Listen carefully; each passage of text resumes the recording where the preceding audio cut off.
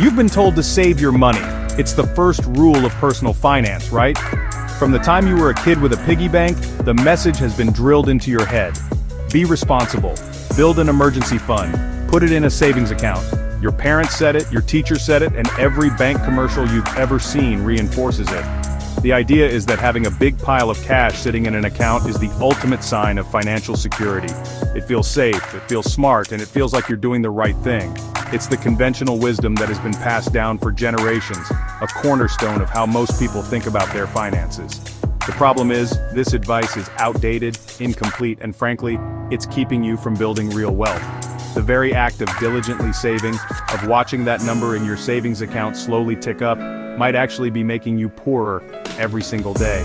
You're playing a defensive game in a world that rewards offense.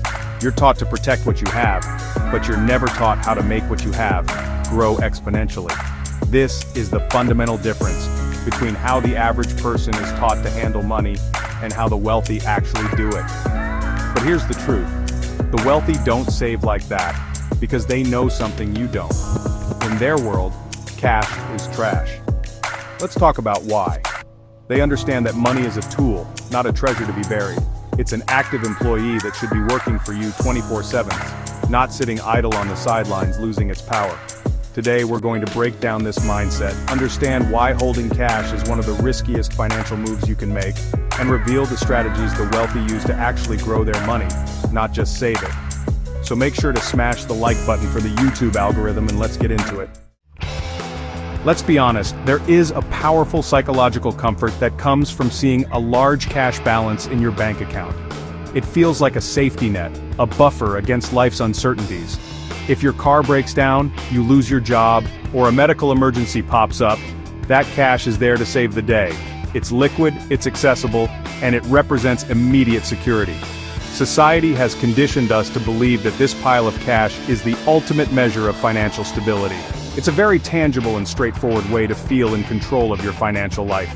You worked hard for that money, and now it's sitting there, protected, waiting for you when you need it.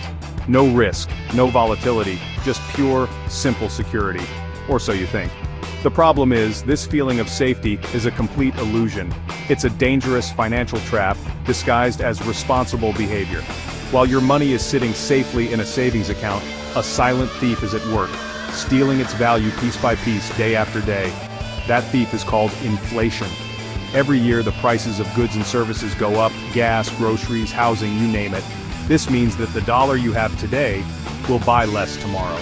So, while the number in your bank account stays the same or maybe grows by a measly 0.1%, its actual purchasing power is consistently, relentlessly, and irreversibly decreasing. It's like running on a treadmill. You're staying active, but you're not actually going anywhere. In fact, you're slowly moving backward. This is the hidden danger of saving. You think you're preserving your wealth, but you are actively losing it. Let's say inflation is running at 3% for the year, which is a very conservative estimate these days. If you have $10,000 in a savings account earning virtually zero interest by the end of the year, that $10,000 will only have the purchasing power of $9,700. You've lost $300 without spending a dime. It didn't get stolen from your account. The value just evaporated into thin air. This is why the idea of cash being safe is one of the biggest misconceptions in personal finance. The risk isn't that you'll lose the cash. The risk is that the cash itself will become worthless over time. For most people, the financial mindset is built entirely around psychology. It's driven by fear and the desire for security. The goal is to eliminate risk and create a buffer that makes you feel safe. This is why the idea of an emergency fund is so popular. You save up 6 months of living expenses, put it in a high-yield savings account that pays next to nothing, and you feel a sense of accomplishment. You've built a wall around your life to protect you from the unexpected. The primary function of money in this mindset is defensive. It's a shield. You work hard to earn it, and then you work just as hard to make sure you don't lose it. It's about scarcity and preservation. The wealthy, on the other hand, operate from a mindset of strategy, not just psychology. They understand the feeling of security, but they don't let it dictate their financial decisions. For them, money is not a shield, it's a tool. It's an army of employees that they can deploy into the world to capture more value. They see a large pile of cash not as a safety net, but as a pool of unemployed workers. It's a wasted opportunity. Their primary goal isn't just to preserve their capital but to multiply it. They are playing an offensive game. They know that true security doesn't come from a pile of cash that's losing value every year. It comes from owning assets that generate more cash. This is the critical distinction. The middle class saves for security, hoping to have enough to retire someday. The wealthy invest for growth, using their money to build systems that will make them wealthy long before retirement.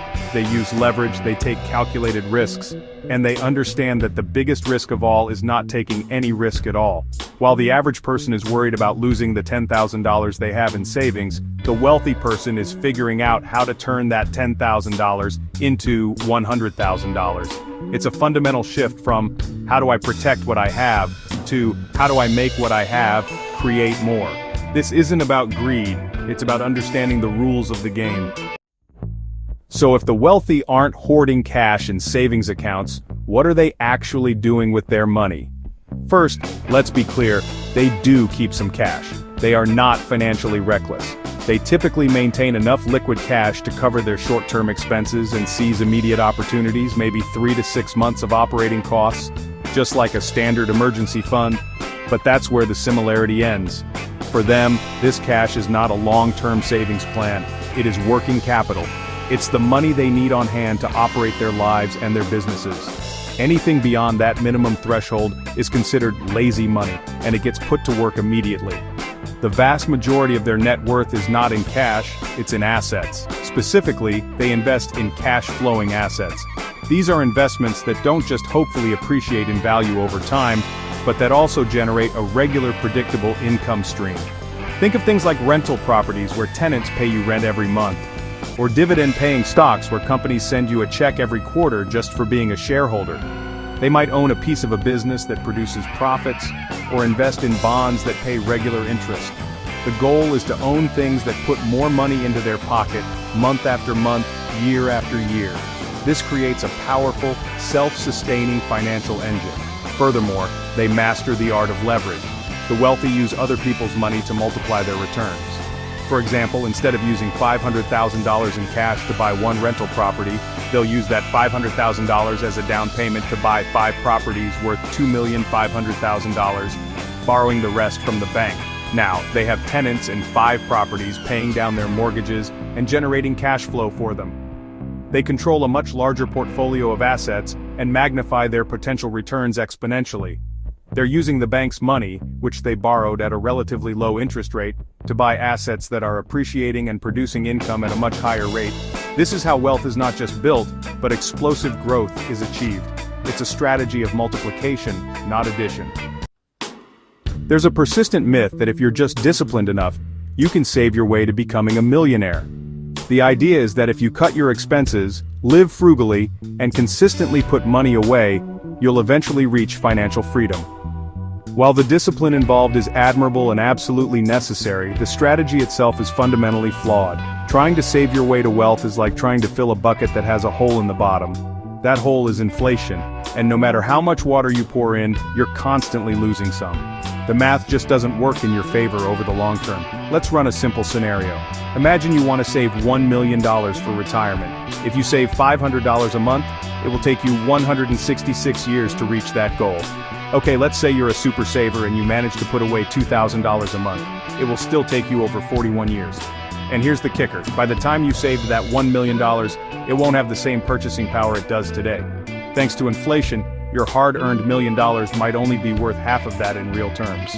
You've spent your entire life diligently saving, only to find out you've reached a finish line that has moved miles away from you.